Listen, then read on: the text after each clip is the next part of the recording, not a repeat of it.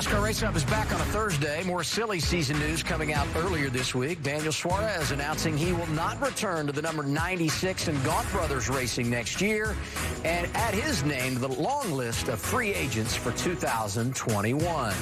We will continue to follow this story, and regardless of what's next, it's already been a successful ride. As NASCAR Race Hub celebrates Hispanic Heritage Month, it's a good time to reflect on Daniel's career. He had a lot to overcome moving to the U.S. from Mexico, but he's delivered tremendous results, and he's not done yet. Quiere convertirse en el primer latinoamericano y lograrlo, ganar un campeonato en serie nacional de NASCAR. Suarez, Daniel Suarez, campeón de la serie Xfinity. That was something very special because obviously it was never done by a non-American. And as a Mexican, was born in Mexico, raised in Mexico, didn't speak English, didn't have anything when I came here. I was not thinking about the big trophy. I was not thinking about what was going to happen, of the history behind it. I was just driving as hard as I could, and I was living the moment. When I started that season, I knew that I could win races, and I knew I could drive race cars. But we are in a sport where it's not enough just to be talented as a race car driver. You need to have a good group of leadership in the team pushing for you. So, you know, a lot of people don't really know this, but heading into the 2016 season, in January, I was interviewing cruise ships for me.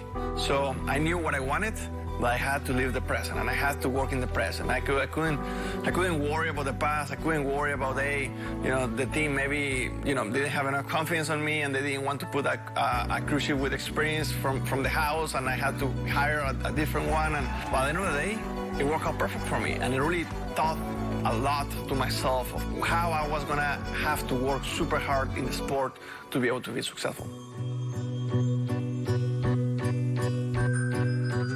For me, as a kid, from Mexico, about racing, NASCAR, it's just completely different because we don't have any go-karts ovals in Mexico. That doesn't exist.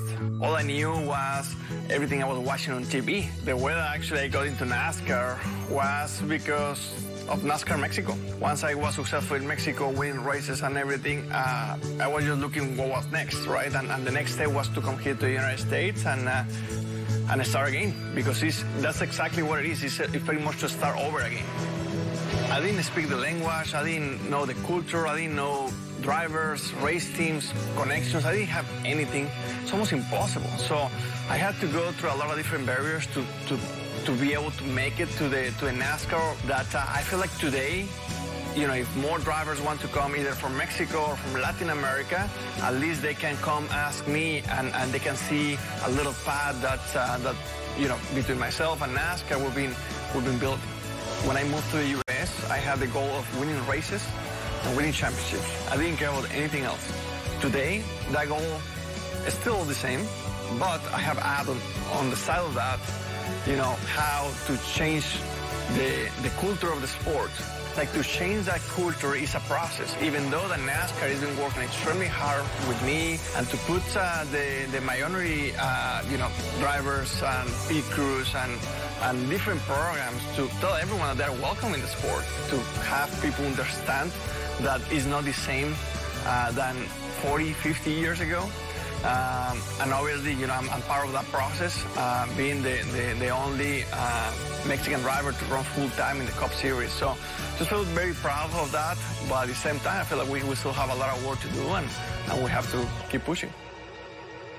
Some great thoughts there from Daniel Suarez, and if you were to watch a movie on his career, you would likely at the end say, great movie, but that would never happen. The reality is it did happen, and it really says what he's overcome in his career and throughout his life, Bob. It sure has. And, I mean, what NASCAR has done with NASCAR Mexico and other regions, too, to bring people into the Cup Series and the Xfinity Series and the Truck Series and give them that chance. And, I think Daniel's a great example, and he's the reason why other drivers want to do this, because he's been able to come over here and be successful, winning the win the Xfinity Championship, being successful in the Cup Series.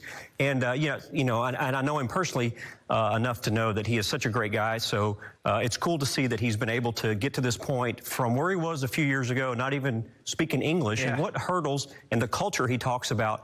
All that stuff is really helping bring other, whether it's mechanics or spotters or whatever it might be, over here from different regions to help out in the Cup Series. Yeah, you know, Bobby, it's hard for a young kid that maybe grows up in Charlotte, North Carolina, who is around stock car racing, who got to race Legends cars and late models, to move into NASCAR and to even make one start, much less win a championship and run in the Cup Series. So I can't even fathom how impossible of a challenge that may seem to grow up in Monterey, to have a language barrier, to not understand the culture, to move here and understand race cars and communication and shocks and springs and all the things that we take for granted, you know, growing up here racing. So well, what a tremendous story, and it's inspiring to hear something like that, you know, the American dream, it still exists. And you can't fake winning a championship. I mean, he is a very, very talented kid behind the wheel. Yeah, he really is. I mean, when he won the Xfinity Championship driving for Coach Gibbs, I mean, you know, you could see his career really just like, okay, this is, you know, his next step. What's it going to be? Well, it happened really quick for him. You know, when Carl left, he was in the Cup Series over the period of 2 weeks over the off season. So it really was probably more of a challenge than he was, you know, the next step could have been. But I think Daniel, again, he has shown and proven that he can compete at this level. It's been a tough year for him. They haven't had the practice that they would need as far as a small team goes.